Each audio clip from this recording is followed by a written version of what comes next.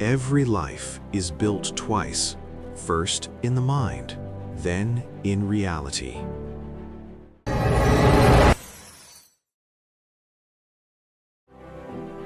Your thoughts are either building or breaking you. Most people believe their life is shaped by circumstances, by money, by luck, by the cards they were dealt at birth. That belief is comforting and dangerous because it shifts responsibility away from the one place where real power lives, inside the mind. Every single day, without noise or permission, a quiet force is at work within you. It is shaping how you see the world, how you see yourself, and what you believe is possible. That force is not time, it is not society, it is not other people. It is your thoughts. Thoughts are not harmless, they are not passive, they are architects, they are builders, and if left undisciplined, they become wrecking crews, tearing down potential brick by brick.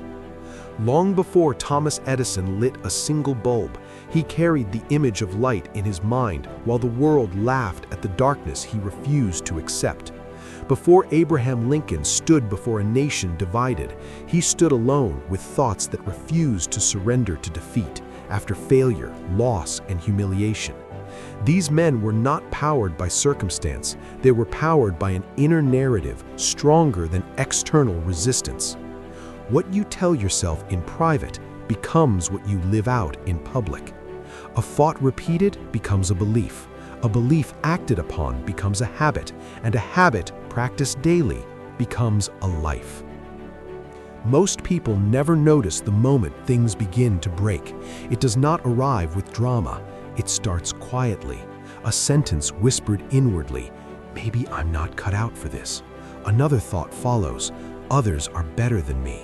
Then another, "I'll try tomorrow." And just like that, the foundation weakens. Dale Carnegie understood this truth deeply. He knew that confidence is not something the world gives you. It is something you cultivate internally long before results appear. The mind must first accept victory before the hands can create it. Your thoughts today are rehearsals for tomorrow. If your mind constantly practices doubt, hesitation, and fear, it will perform those patterns flawlessly when pressure arrives. But if it practices courage, clarity, and self-command, strength becomes automatic. This is why two people can face the same obstacle and walk away with completely different outcomes.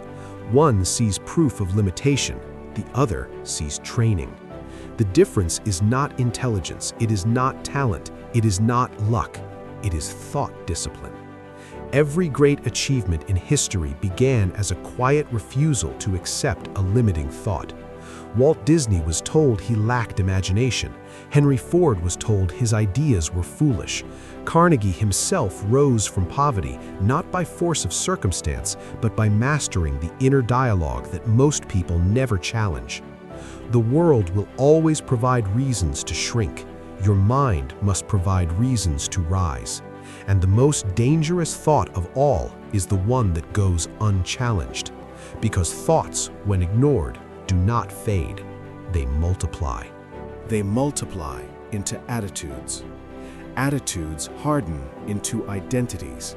And identities quietly decide futures. This is why mental control is not a luxury. It is survival. Every morning, before the world makes its demands, your mind asks a single question: who am I today? Strong lives are built by people who answer that question deliberately instead of letting yesterday answer for them. Weak thoughts sound reasonable. They disguise themselves as realism. Be careful. Don't expect too much. Stay in your lane. But realism, when unmanaged, becomes a prison, and prisons are built one brick at a time with thoughts that go unquestioned. Strength does not mean never feeling fear. It means refusing to let fear write the script. Courage is not loud. It is quiet discipline practiced when no one is watching. Think of the mind as soil. Whatever you plant, intentionally or accidentally, will grow. Neglect does not keep weeds away, it invites them. If you plant resentment, you harvest bitterness. If you plant doubt, you harvest hesitation. If you plant purpose, you harvest direction. Most people wait for motivation before changing their thinking, but motivation is a result, not a requirement. Action reshapes thought faster than thought reshapes action. This is why disciplined behavior often precedes confidence. When you move with intention, even without certainty, the mind follows. Carnegie taught that belief is not pretending something is true. It is training yourself to act as if growth is possible before proof arrives. This is not self-deception.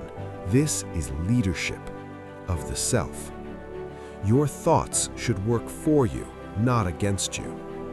Ask yourself, which thoughts am I feeding daily? Which ones am I tolerating out of habit? Which ones no longer serve the person I am becoming? Because the mind does not rise to your hopes, it sinks to its patterns. The strongest people in the room are rarely the loudest. They are the ones who have learned to govern their inner world. They do not argue with every emotion. They do not obey every impulse. They pause, they choose, they proceed. This is how resilience is formed, not in comfort, but in conscious repetition. Each time you replace a limiting thought with a constructive one, you reinforce strength. Each time you act despite doubt, you weaken its hold. Over time, discipline becomes identity. And one day, without ceremony, you realize something has changed. You are no longer fighting your mind.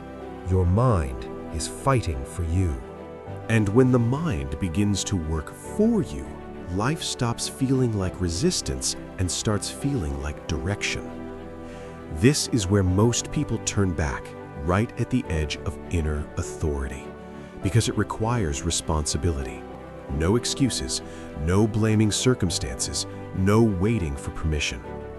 Strong thinkers understand this truth. You don't control the world, but you absolutely control the lens through which you see it. Lincoln faced civil war. Edison failed thousands of times. Carnegie started with nothing but clarity of purpose. None of them were spared hardship, but none of them allowed hardship to dictate identity. They trained their thoughts the way an athlete trains muscle, through repetition, through discomfort, through patience. The mind will always offer shortcuts. Skip today. Lower the standard. Just survive, don't strive. But survival thinking creates small lives. Growth thinking asks harder questions. What is required of me now? What would the strongest version of me do today? What thought must I release to move forward? Thought discipline is not about positive thinking, it is about accurate thinking, seeing reality clearly without exaggerating fear or minimizing potential. When setbacks come, and they will, the undisciplined mind asks, "Why is this happening to me?" The disciplined mind asks, "What is this training me for?" That single shift changes everything. You stop collapsing under pressure and start using it. You stop interpreting delay as denial and begin to see it as preparation. You stop negotiating with weakness and start setting terms with yourself. This is where confidence is born, not from praise, not from results, but from self-trust, from knowing that no matter what happens, you will respond with intention. A strong life is not accidentally lived, it is mentally constructed, brick by brick, choice by choice, thought by thought. And here is the quiet truth few will tell you. Your outer life will never consistently exceed the quality of your inner dialogue. If you speak to yourself with doubt, you will move with hesitation. If you speak to yourself with clarity, you will move with force. If you speak to yourself with purpose, you will endure storms that break others. So guard your thoughts, challenge them, upgrade them. Because the future is not decided by talent alone. It is decided by the stories you tell yourself when no one is listening.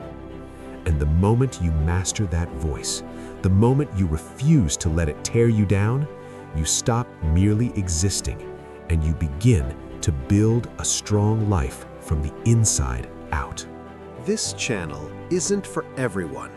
It's for those who choose discipline over excuses.